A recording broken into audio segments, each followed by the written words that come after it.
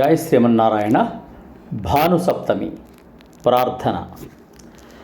ధ్యేయ సదా సవిత్రమండల మధ్యవర్తి నారాయణ సరసిజాసన సన్నివిష్ట కేయూరవాన్ మకరకుండలవాన్ కిరీటి హారీ హిరణ్మయవపు ధృతశంఖచక్ర ఉదయగిరిముపేతం భాస్కరం పద్మహస్తం సకలభువననేత్రం నూత్నరత్నోపధేయం తిమిరకరిమృగేంద్రం బోధకం పద్మినీనాం సురవరమభివంద్యం సుందరం విశ్వదీపం.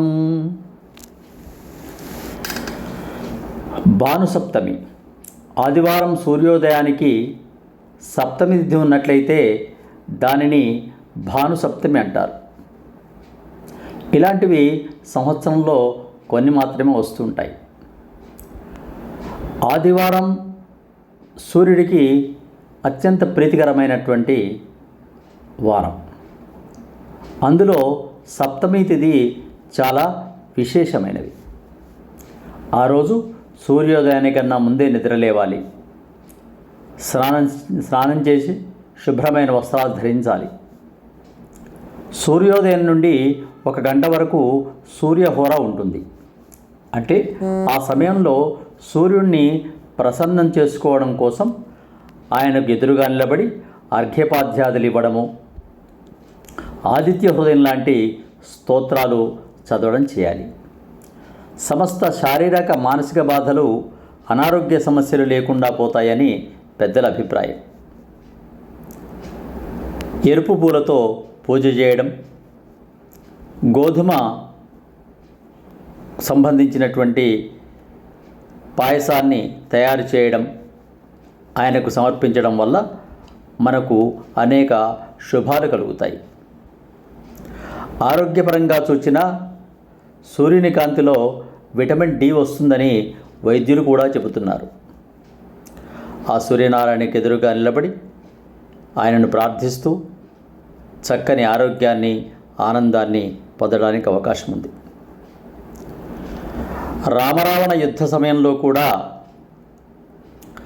రాముడు సముద్రం ఎలా దాటాలి, రావణాసురుని ఎలా చంపాలి అని చింతాక్రాంతుడై ఉన్న సమయంలో అగస్త్య మహర్షి రాముడి వద్దకు వచ్చి సూర్యభగవానుడికి సంబంధించినటువంటి ఆదిత్య హృదయాన్ని ఉపదేశించి, దీన్ని చక్కగా పారాయణం చేసినట్లయితే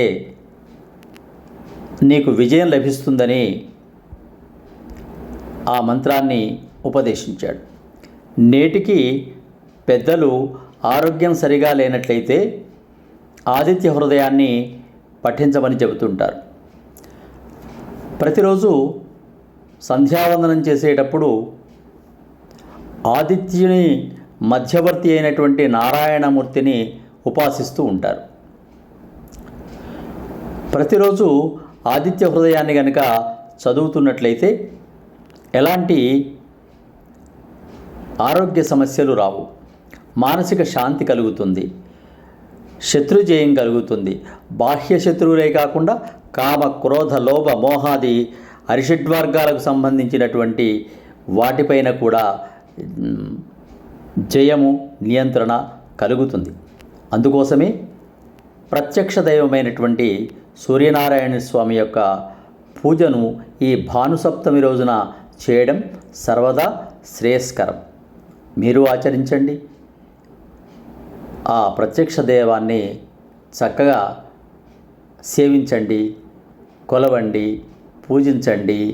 ఆయన యొక్క కృపా కటాక్ష వీక్షణాలకు మీరు పాత్రులు కాండి. శుభం భూయాత్. ఇలాంటి మంచి విషయాలు మీ వరకు రావాలంటే ఆచార్య శ్రీ సూక్తి ఛానల్ను సబ్స్క్రైబ్ చేసుకోండి. స్వస్తి.